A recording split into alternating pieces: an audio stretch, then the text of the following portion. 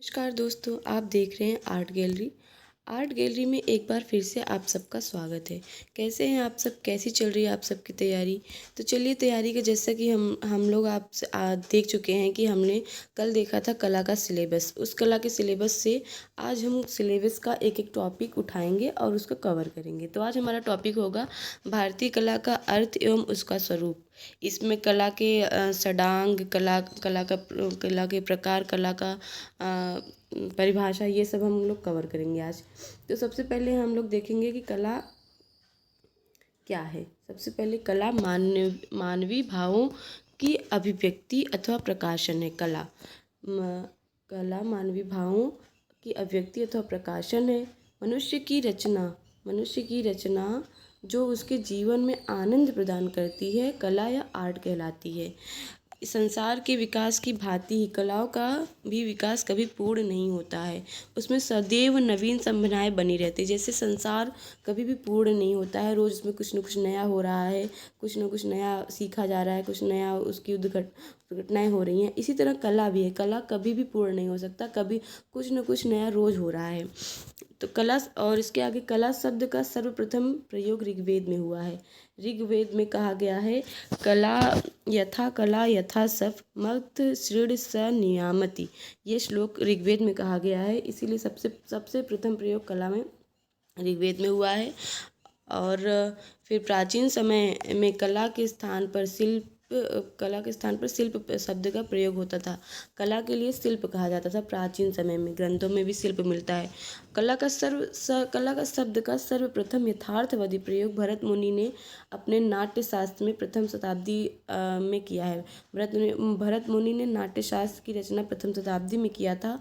इसी में सबसे पहले कला शब्द का प्रयोग हुआ है। कला का मतलब होता है प्रेरित करना। कल धातु से बना है कला, प्रेरित करना होता है। और कला कल धातु से बना है, कम धातु से भी बना है। 3 धातु इसमें माने जा सकते हैं। कल का मतलब होता है प्रेरित करना, और कम धातु का मतलब होता है कम लाति इति कलम, मतलब सुख आनंद लाने वाला कला कहलाता है। और कद धातु मतलब सुंदर मधुर सुख लाने वाला होता है। नाट्य कला के लिए आर्ट शब्द का प्रयोग 13वीं शताब्दी में प्रचलित हुआ। 13वीं शताब्दी में कला को आर्ट कहा जाने लगा इंग्लिश में। और कला आर्ट का वही मतलब होता है, आर्ट इंग्लिश भाषा है और लैटिन भाषा में आर्ट्स, आर्टम, इसका मतलब वही बनाना, पैदा करना, रचना करना, ये सब होता है। उसके बाद कला शब्द की उत्पत्ति संस्कृत भाषा के कल धातु से मानी जाती है। कल धातु मतलब प्रेरित करना, वही हमने अभी देखा है। फिर यूनानी में सर्वप्रथम कला शब्द के लिए टेक्ने शब्द का प्रयोग होता था। इसका अर्थ होता है शिल्प। शिल्प के लिए प्रयोग होता था टेक्ने, तकनीकी कहा जाता है शिल्प को। लैटिन भाषा में आर्ट शब्द आर्स या आर्टम से उत्पन्न माना जाता है। भारतीय दर्शन में कला को सत्यम शिवम सुंदरम के रूप में माना गया है। वैदिक साहित्य में शिल्प शब्द का प्रयोग कलाओं के अर्थ में होता था। कला के लिए शिल्प होता था और कलाकार के लिए शिल्पी होता था। महर्षि पाणिनि ने अष्टाध्यायी ग्रंथ में नर्तक, वादक, गायक को शिल्पी कहा है। प्राचीन साहित्य में कला के लिए शिल्प तथा कलाकार के लिए शिल्पी शब्द का प्रयोग होता था। अभी हमने देखा कला के संदर्भ में शैली शब्द का प्रयोग चित्रकार द्वारा उसकी विशिष्ट मार्ग के अर्थ में ही लिया गया है। शैली शब्द को संस्कृत साहित्य में रीति कहा गया है। और कला शब्द का प्रयोग आजकल काव्य, संगीत, चित्र, वास्तु आदि ललित कलाओं के रूप में भी होने लगा है। फिर आ जाते हैं हम कला की अवधारणा या परिभाषा। कला की अनेक लोगों ने अलग अलग परिभाषा दिया है। एक हमने देखा यहाँ पे नाट्यशास्त्र का, तो नाट्यशास्त्र में एक श्लोक कहा गया है। भरत मुनि के नाट्यशास्त्र में श्लोक कहा है, न तज ज्ञानम न तज शिल्पम न सविधा न सा कला। मतलब इसका मतलब अर्थात ये होता है, ऐसा कोई ज्ञान नहीं जिसमें कोई शिल्प नहीं, कोई विधा नहीं जो कला ना हो। मतलब कोई ज्ञान ऐसा नहीं है जिसमें कोई शिल्प ना हो, कला ना हो, ऐसा कोई कुछ है ही नहीं। इसका न तज ज्ञानम न तज शिल्पम न सा विधा न सा कला। ये श्लोक भी कभी कभी आ जाता है कि ये श्लोक कहाँ से लिया गया है, तो ये श्लोक भरत मुनि के नाट्यशास्त्र से लिया गया है। ये भी याद रखने योग्य है। और कला का उद्गम तो प्रागैतिहासिक काल से ही माना जाता है। भारतीय चित्रकला की प्रधानता को अनेक विद्वानों ने भी माना है। ये भी उसके बाद हम देखेंगे कला की अवधारणा या कला की परिभाषा। तो कला की परिभाषा सबसे पहले प्लेटो के अनुसार कला सत्य की अनुकृति है। प्लेटो ने कहा था कि कला सत्य की अनुकृति है। कला सत्य की, पूछा जाता है, बहुत बार क्वेश्चन आता है कि प्लेटो के अनुसार कला क्या है। तो प्लेटो के अनुसार कला सत्य की अनुकृति है। फिर अरस्तु आते हैं। अरस्तु के अनुसार कला अनुकरणीय मूल है, अर्थात कला नकल की नकल है। हीगले के अनुसार कला शब्द कला आदि भौतिक सत्ता को व्यक्त करने का माध्यम है। हीगले के अनुसार, हीगले ने कहा था कला भौतिक सत्ता को व्यक्त करने का माध्यम है, हीगले के अनुसार। आगे देखते हैं, रस्किन के अनुसार प्रत्येक महान कला ईश्वरीय कृति के प्रति मानव के आह्वान की अभिव्यक्ति है। रस्किन के अनुसार, रस्किन कला अभिव्यक्ति है कहा जाता है ना, तो ये रस्किन का भी बहुत पूछा जाता है। रस्किन के अनुसार कला क्या है, तो रस्किन के अनुसार इसी आसान शब्दों में बोले तो कला अभिव्यक्ति है रस्किन के अनुसार। फ्रायड के अनुसार दमित वासनाओं का उभरा हुआ रूप कला है। फिर इसके बाद हम लोग देखेंगे क्रोचे के अनुसार। क्रोचे के अनुसार कला बाह्य प्रभाव की आंतरिक अभिव्यक्ति है। फिर टॉलस्टॉय के अनुसार भावपूर्ण क्रिया या अभिव्यक्ति को जो देखने वाले को उसी भाव में विलीन कर दे वही कला है। टॉलस्टॉय ने कहा, जैसे मैंने कुछ बनाया और जो मैंने जिस भाव से बनाया वही भाव अगर देखने वाले के अंदर भी आता है तब वो कला कहलाता है, टॉलस्टॉय के अनुसार। हर्बर्ट रीड ने भी कला के अनुसार कहा है, कला अभिव्यक्ति का आह्वादक या रंजक स्वरूप है। कला ये अभिव्यक्ति का आह्वादक या रंजक स्वरूप है, ये हर्बर्ट रीड ने कहा। फिर हमारे रविन्द्रनाथ टैगोर आ जाते हैं। रविन्द्रनाथ टैगोर जी ने भी कहा है कि कला मनुष्य कला के माध्यम से अपने गंभीरतम अंतर की अभिव्यक्ति करता है। आता है, पूछा जाता है कि टैगोर के अनुसार कला क्या है, तो टैगोर के अनुसार आसान शब्दों में मनुष्य अपने अंतर की अभिव्यक्ति करता है, गंभीरतम अभिव्यक्ति करता है आ जाएगा, तो वो कला टैगोर की हो जाएगी। फिर मैथिली शरण गुप्ता के अनुसार अभिव्यक्ति की कुशल शक्ति कला है। जो अभिव्यक्ति करता है उसकी कुशल शक्ति जो है वो कला कहलाती है। फिर स्पिनोजा आएंगे। स्पिनोजा के अनुसार कला भावनाओं की पवित्र अभिव्यक्ति है। फिर गांधी जी ने कहा, गांधी के आत्मा का ईश्वरीय संगीत कला है। वायरन के अनुसार मस्तिष्क की सृष्टि संबंधी चेष्टा ही कला है। हेजलिट के अनुसार कला कल्पनाओं और भावनाओं की भाषा है। पिकासो के अनुसार कला एक ऐसा असत्य है जिसमें सत्य का बोध होता है। पिकासो ने कहा कला असत्य है पर फिर भी कला के अंदर सत्य का बोध होता है। ये मतलब पिकासो का तो और ही है कि कला एकदम असत्य है, कुछ भी नहीं है कला, असत्य है, झूठ है, पर कला देखने के बाद एकदम सच का बोध होता है, वही कला है। फिर R.G. कलिंगवुड के अनुसार कला जीवन की आधारशिला है। कला जीवन की आधारशिला है, मतलब जीवन जो चल रहा है उसमें भी कला है, कला के माध्यम से भी हम जीवित हैं। फिर कला अपर्याप्तता के विरुद्ध विद्रोह है, ऐसा अज्ञेय ने कहा है। अज्ञेय के अनुसार कला अपर्याप्तता के विरुद्ध विद्रोह है। फिर कला का वर्गीकरण आ जाता है।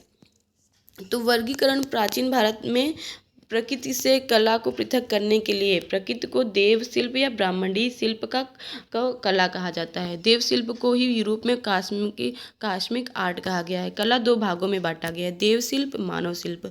देव शिल्प वही जो प्रकृति, जितना शिल्प प्रकृति में हम लोग देख रहे हैं, ब्रह्मांड में जो भी देख रहे हैं, पेड़ पौधे, मनुष्य, ये सब देव शिल्प है। हम मनुष्य भी आएंगे भगवान के द्वारा, हम लोग एक कला ही है, भगवान की कला ही है कि हम लोग बने हैं, ये प्रकृति चल रही है, ये कला देव शिल्प में आएगा।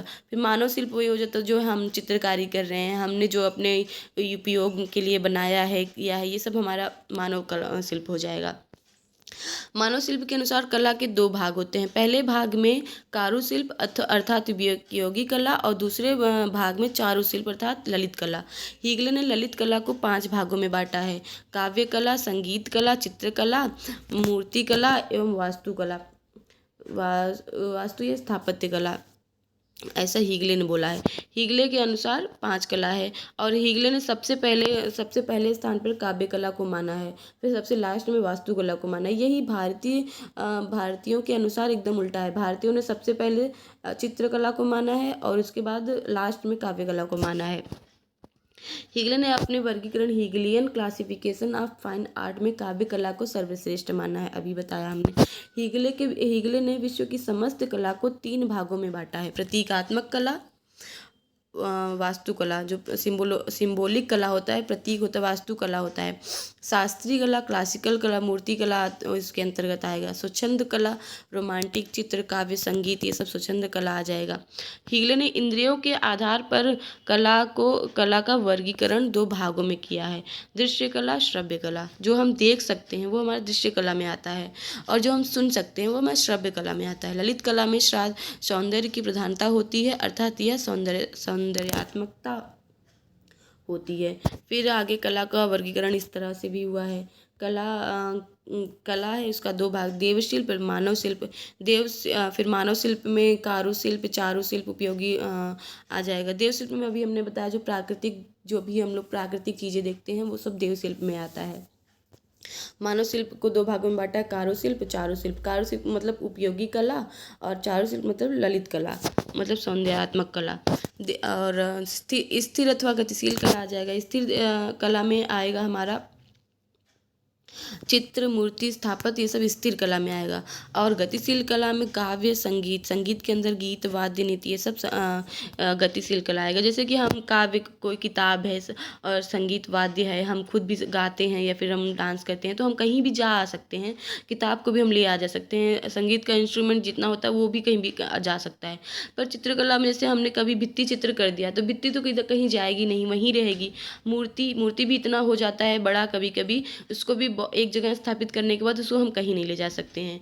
स्थापत्य कला, पूरा घर कहीं उठा के थोड़ा ले जा सकते हैं। घर या फिर मंदिर, दुर्ग, जो भी ये सब चीज़ें हो गया वहीं रहेगा, ये सब स्थिर में आएगा। फिर हमारा ये आएगा सहज, माध्यम और सहज। सहज कला जो हमें एकदम सहजता, नरमता आता है, नृत्य, गीत, कविता, अभिनय, ये सब सहज कला में आता है। फिर माध्यम में चित्र कला भी माध्यम, इसका भी कुछ माध्यम होता है। मूर्ति कला, स्थापत्य कला, इन तीनों का माध्यम होता है। दृश्य, विजुअल आर्ट, श्रव्य, ऑडिटरी श्रव्य होता है, सुनने वाला। और विजुअल में चित्र, मूर्ति, स्थापत्य, नृत्य, और श्रव्य में काव्य, गीत, वाद्य, ये सब आ जाएगा। फिर ललित कला को भारतीय विद्वानों के अनुसार 5 भागों में बांटा गया है। चित्रकला, इसका माध्यम रंग व ब्रश होता है। मूर्ति कला, इसका माध्यम चूना, मिट्टी, धातु होता है। वास्तुकला, इसका माध्यम प्रस्तर या सीमेंट आदि होता है। संगीत कला, इसका माध्यम स्वर अथवा नाद होता है। काव्य कला, इसका माध्यम शब्द या अर्थ होते हैं। काव्य का माध्यम अर्थ या शब्द होता है। ग्रंथों में कलाओं का उल्लेख इस प्रकार, 64 कलाओं का सर्वप्रथम उल्लेख यजुर्वेद में मिलता है। यजुर्वेद में 64 कलाओं का उल्लेख मिलता है। 64 कलाओं का उल्लेख वात्स्यायनकृत कामसूत्र में भी मिलता है। सुकनित सार में भी 64 कलाओं का उल्लेख मिलता है। प्रबंध कोश में भी 64 कलाओं का उल्लेख प्रबंध कोश में 72 कलाओं का उल्लेख मिलता है। प्रबंध कोश जैन धर्म का ग्रंथ है, इसके लेखक राजशेखर है। ये भी याद रखिएगा कि कहा जाता है कि प्रबंध कोश कौन सा ग्रंथ है, तो जैन ग्रंथ है, इसके लेखक राजशेखर हैं। ललित विस्तार, जो कि ललित विस्तार बौद्ध ग्रंथ है, इसमें 86 प्रकार की कलाओं का उल्लेख किया गया है, और ये ललित विस्तार बौद्ध ग्रंथ है। क्षेमेंद्र की पुस्तक कला विलास में 350 कलाओं का उल्लेख है। क्षेमेंद्र की पुस्तक है, हमारे क्षेमेंद्र माने जाते हैं कश्मीरी कलाकार, कश्मीरी कवि हैं ये। तो क्षेमेंद्र के साथ 365 कलाओं का उल्लेख किया गया है। और कादम्बरी में भी 64 कलाओं का उल्लेख है। अग्नि पुराण में भी 64 कलाओं का उल्लेख है क्षेमेंद्र के अनुसार, तो देख ही रहे हैं। और हमारा क्षेमेंद्र ने 64 कलाओं का जन्म उपयोगी कलाओं में बताया है कला विलास में। क्षेमेंद्र के अनुसार 64 कलाएँ इस तरह से, हाँ, 64 कलाओं से सोना चुराता है सुनार के अंदर भी 64 कलाएँ होता है, तो क्षेमेंद्र ने बताया है। वैश्या के अंदर भी 64 कलाएँ होती है। वैश्या भी 64 कलाएँ कर करके अपने तरफ आकर्षित करती हैं मानवों को। और भेषज 10 कलाएँ होती हैं भेषज के। कायस्थ, लेखक, जो कवि होते हैं, लेखक होते हैं, उनके अंदर 16 कलाएँ होती हैं। सार कलाएँ में 100 कलाएँ आती हैं। धर्म, अर्थ, काम, मोक्ष में भी 32 कलाएँ आती हैं। तो ये सब कला के अंदर आता है। फिर चित्रकला की परिभाषा आ जाती है। चित्रकला की परिभाषा किसी भी धरातल जैसे भित्ति, काष्ठ फलक आदि रंग तथा रेखाओं की सहायता से लंबाई, चौड़ाई, और मोटाई, ये सब जब देखते हैं तो हमारा 64 चित्रकला लंबाई, चौड़ाई, गोलाई तथा ऊंचाई को अंकित कर किसी रूप का आभास कराना चित्रकला होता है। कला मानव संस्कृति की उपज है। इसका उदय मानव की सौंदर्य भावना का परिचायक है। कला का शाब्दिक अर्थ होता है किसी वस्तु का छोटा अंश। कला धातु से ध्वनि व शब्द का बोध होता है। क मतलब क प्लस ला से बना है। इसका संधि विच्छेद किया जाए तो क प्लस ला आता है। और क से होता है कामदेव अथवा सुंदरता। कामदेव सुंदरता के प्रतीक माने जाते हैं। तो कामदेव और सुंदरता, सुंदरता और ला मतलब लाने वाला, मतलब सुंदरता को लाने वाला कला कहलाता है। और भारतीय ग्रंथों में मानव जीवन के 4 प्रयोजन बताए गए हैं: अर्थ, धर्म, काम तथा मोक्ष। धर्म, अर्थ, काम, मोक्ष, ये चारों हमारे जीवन हम इसीलिए जीते हैं, हमें सब ये सब हासिल करना होता है। धर्म, अर्थ भी हमें चाहिए होता है। अर्थ मतलब धन दौलत, ये भी ज़रूरी होता है हमारे जीवन में। धर्म तो बहुत ज़्यादा ज़रूरी होता है, धर्म तो करना ही चाहिए। हम जिस धर्म से हैं अपना बचाएं, और हमें दान, ये सब दान वान करना, ये सब धर्म में आता है। काम भी तो जीवन में बहुत ज़रूरी है। काम के बिना भी ज़िंदगी जीना मुश्किल ही होता है। मोक्ष तो सब कुछ करने के बाद मोक्ष की प्राप्ति तो होनी ही चाहिए। फिर कला के प्रकार आ जाएगा। कला के प्रकार वैसे भी कला तो जिस जिस चीज़ से हम कला के निर्माण कर देते हैं उसी पे नाम भी बन जाता है उसका। तो कला के विभिन्न प्रकार माने गए हैं। इन प्रकारों का परिगणन भिन्न भिन्न रीतियों से होता है। मोटे तौर पर जिस वस्तु, रूप अथवा तत्व का निर्माण किया जाता है उसी के आधार पर इस कला के प्रकार होते हैं। चित्रकला, जैसे चित्रकला भवन, भित्तियाँ, छतों, स्तंभों पर अथवा वस्त्र, इन भवनों पर, भित्तियों पर, छतों पर, स्तंभों पर जो चित्रकारी कर दिया जाए उसे चित्रकला कहते हैं। मूर्तिकला पत्थर, धातु की छोटी बड़ी मूर्तियाँ जो हम पत्थर से बना दें, मिट्टी से बना दें, किसी धातु से मूर्तियाँ बना दें, ये सब मूर्तिकला में आ जाएगा। वास्तुकला भवन निर्माण, जैसे दुर्ग, प्रासाद, मंदिर, मकबरे, ये सब बनाने को वास्तुकला आ जाएगा। हमारा मृदभांड कला, मिट्टी के बर्तन, मृदभांड, मिट्टी के हम बर्तन क्या कुछ भी जब बना दे तो वो मृदभांड में आ जाएगा। मिट्टी का मृदा आएगा। फिर मृदा कला में आ जाएगा। फिर मुद्रा कला, सिक्के या मोहरे जो बनती हैं उसको हम मुद्रा कला कहते हैं। जिन पदार्थों से कलाकृतियों का निर्माण किया जाता है उन पदार्थों के नाम के आधार पर कला के प्रकार हो जाते हैं। ये भी हमने देखा। चित्रकला भवन की भित्तियों, छतों, स्तंभों पर अथवा भोजपत्र पर चित्रकारी करने के बाद चित्रकला कहलाता है। मृत्तिका कला, मिट्टी से निर्मित कलाकृतियाँ मिट्टी की मृत्तिका कला हो जाती है। धातु कला, कांसे, तांबे तथा पीतल से बनाई गई मूर्तियाँ, का जितनी भी धातु हैं, कांसे, तांबे, पीतल, सोना, चांदी भी आ जाएगा। इसमें बनाई गई कृतियाँ धातु कला आ जाएगा। प्रस्तर कला, पत्थर से गढ़ी हुई आकृतियाँ, ये सब प्रस्तर कला आ जाएंगे। दंत कला, हाथी के दांत से निर्मित कलाकृतियाँ एक दंत कला में आ जाएगा। मूर्ति कला भी अपनी निर्माण शैली के आधार पर प्रायः 2 प्रकार की होती है।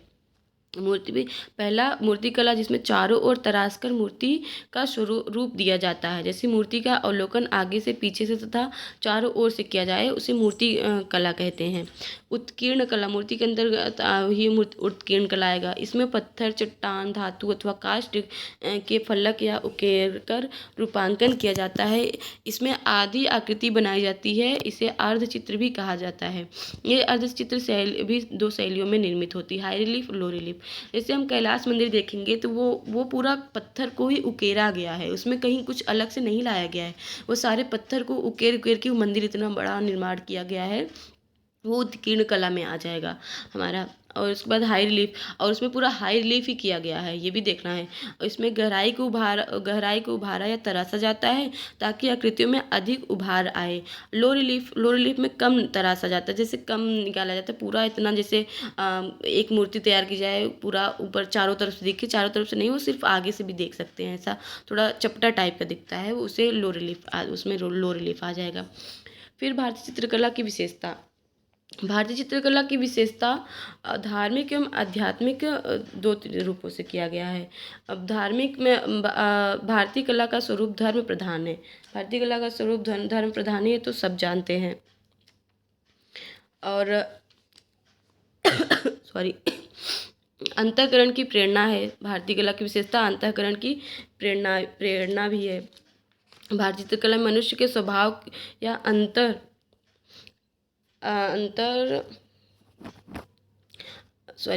भारतीय चित्रकला मनुष्य के स्वभाव या अंतःकरण को गहराई तथा पूर्णता से दिखाने का महत्व है।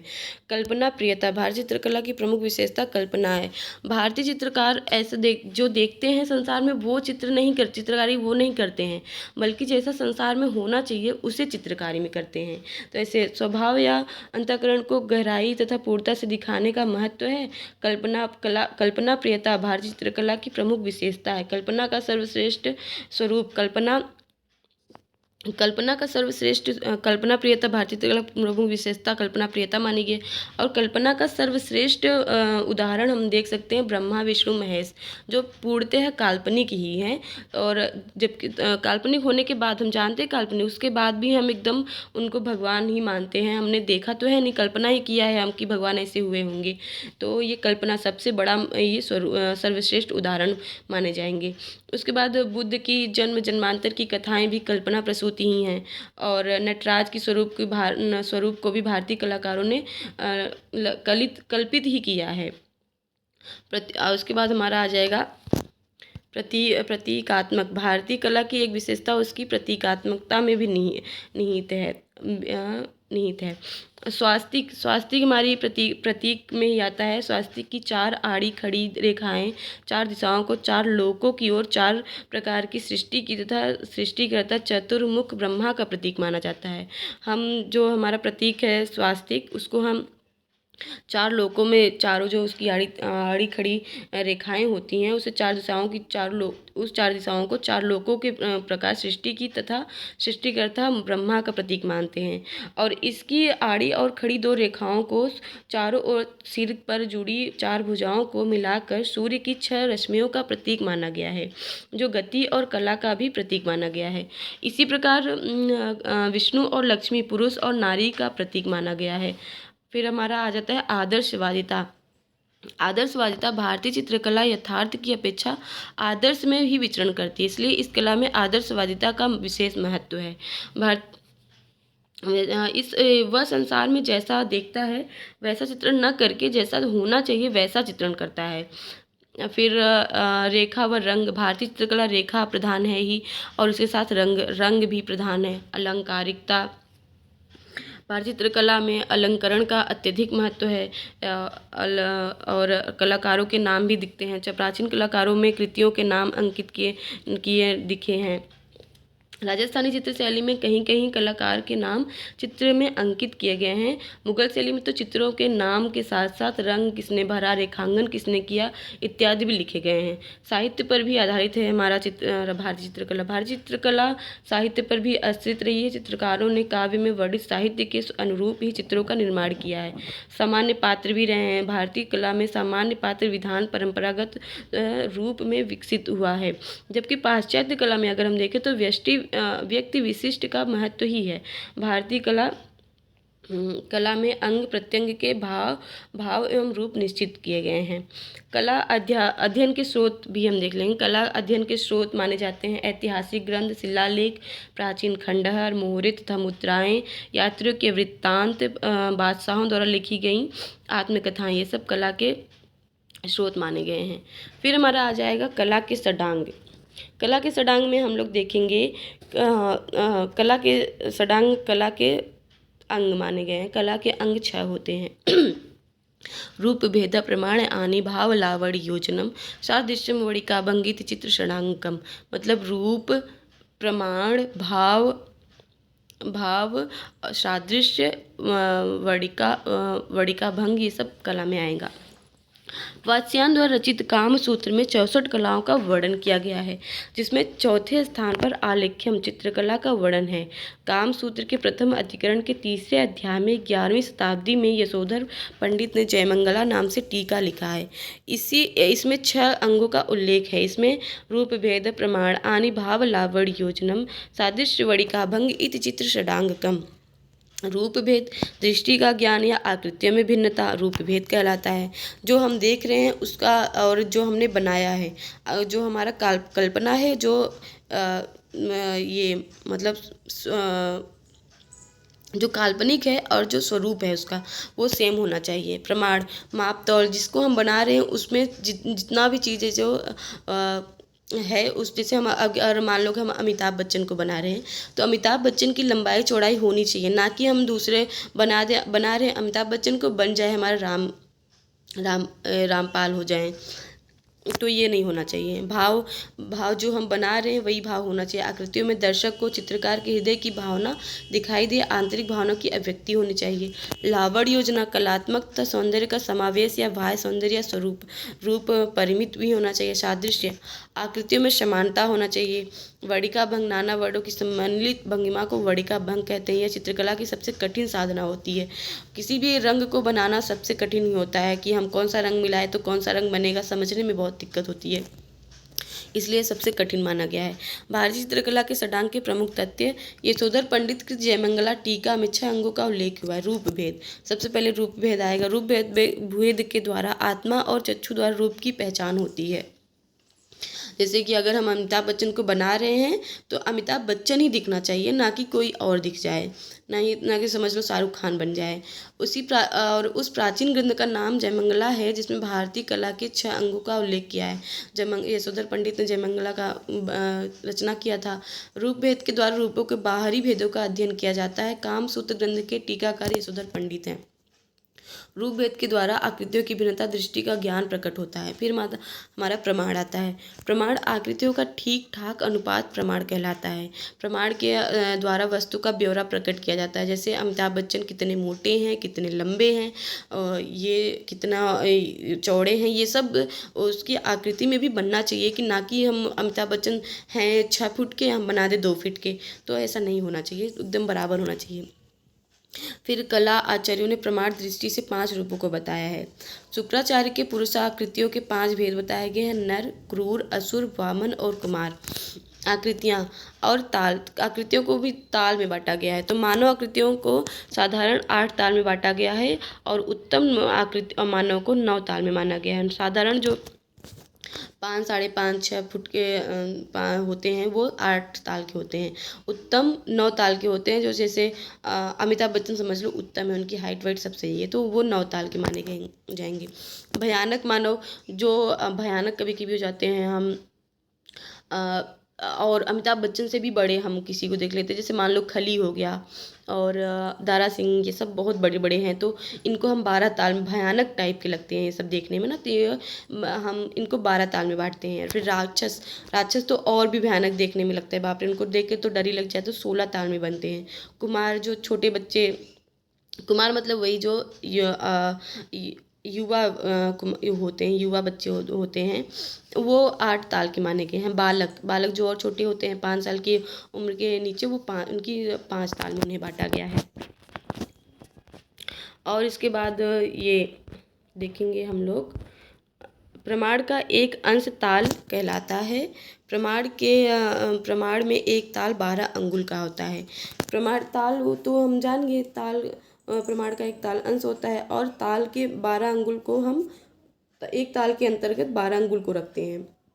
फिर भारतीय कला मनुष्यों ने मानव शरीर को 7.5 भागों में बांटा है, और माइकल एंजेलो ने मानव देह कृतियों को 8 भागों में बांटा है। भारतीय कला मनुष्यों ने प्रमाण को ताल, कार्य प्रमाण अथवा मानवोत्पत्ति के नाम से भी संबोधित किया है। प्रमाण शब्द को प्रमा नाम से भी संबोधित करते हैं। प्रमाण को ही संबद्धता का सिद्धांत कहा जाता है। आदर्श मनुष्य कृति के लिए मानव में 9 ताल प्रमाण निर्देशित होता है। 12 अंगुल बराबर एक सिर होता है। सिर को 4 भागों में बांटा गया है: केश, ललाट, नासिक, श्रेष्ठ। फिर हमारा भाव आता है। भाव आकृति की भंगिमा को भाव कहते हैं। भाव कला को अभिव्यक्ति देती है। ये क्वेश्चन थोड़ा सा इम्पोर्टेंट है। भाव कला को अभिव्यक्ति देती है, बहुत बार पूछा जाता है भाव कला को क्या देती है, तो भाव कला को अभिव्यक्ति देती है, ये हमें ध्यान होना चाहिए। फिर भारतीय चित्रकला में अभिव्यंजना को बड़ा महत्व दिया गया है। भाव को रसों में घनिष्ठ संबंध है। भाव का रसों से घनिष्ठ संबंध है। रस सिद्धांत का प्रतीकात्मक सर्वप्रथम भरत मुनि ने किया है। प्रतिपादन रस सिद्धांत को प्रतिपादन सर्वप्रथम भरत मुनि ने किया है अपने नाट्य शास्त्र में। फिर भरत मुनि ने 8 रस को अनेक 8 स्थायी भाव बताए हैं। 8 रस बताए हैं और उनके 8 स्थायी भाव भी बताए हैं। फिर भरत मुनि के बाद अभिनव गुप्त जी आएंगे। वो एक रस और बता देंगे, नौवां रस, शांत रस को जोड़ देंगे और उसका स्थायी भाव निर्वेद माना गया है। नौ रस इस प्रकार के हैं: रस श्रृंगार, हास्य, करुण, वीर, रौद्र, भयानक, भीभत्स, अद्भुत, शांति। और इन सबके स्थायी भाव हैं: श्रृंगार का रति, हास्य का हास्य, करुण का शोक, वीर का उत्साह, रौद्र का क्रोध, भयानक का भय, भीभत्स का जुगुप्सा, अद्भुत का विस्मय, आश्चर्य, शांत का निर्वेद। फिर भाव किसी वस्तु के सौंदर्य को देखने के लिए सहायक होता है। चित्र सूत्र में कहा गया है कि घरों में श्रृंगार, हास्य, शांत, ये तीनों रस लगाने चाहिए। श्रृंगार मतलब घर में हास्य रस भी होना चाहिए, श्रृंगार रस भी होना चाहिए, शांत रस भी होना चाहिए, तभी एक संपूर्ण घर के मतलब अच्छा घर माना जाएगा वो। और राजभवन तथा देवालय में सभी रसों को हम लगा सकते हैं। विभाव के 2 भेद होते हैं: आलंबन और उद्दीपन। अनुभाव के 3 भेद होते हैं, जो कायिक, मानसिक व सात्विक होते हैं। संचारी भाव की संख्या 33 मानी गई है। लावड़ योजना आ गया। लावड़ योजना चित्र सूत्र में सौंदर्य की दृष्टि हेतु लावड़ योजना की जाती है। रूप कुमार एक लेखक है, उन्होंने उज्ज्वल नीलमणि नामक ग्रंथ की लिखा था। तो उसमें जिस प्रकार हथेली पर रखे मोती को हिलाने से उसके अभ्यंतर से सरलता निकलती प्रतीत होती है, उसी प्रकार अंगों में लावड़ झलकता है। ऐसा रूप कुमार ने अपने उज्ज्वल नीलमणि नामक ग्रंथ में कहा है। लावड़ योजना का अर्थ रूप का सौंदर्य होता है, अर्थात वाह्य सौंदर्य होता है। लावड़ मतलब वाह्य सौंदर्य होता है। लावड़ योजना के द्वारा सुंदरता प्रकट की जाती है। अब हमारा आ जाता है सादृश्य। सादृश्य का अर्थ होता है आकृति में समानता। जैसे कि हमने अभी बताया कि अगर हम अमिताभ बच्चन को बना रहे हैं तो अमिताभ बच्चन ही बने, ना कि कोई और बन जाए। किसी मूल वस्तु, पदार्थ या भाव के साथ उसके प्रतिकृति की समानता को सादृश्य कहते हैं। चित्र सूत्र में सादृश्य को चित्र की प्रधान वस्तु माना गया है। प्रसन्न नेत्र को खंजन पक्षी के समान बताया गया है।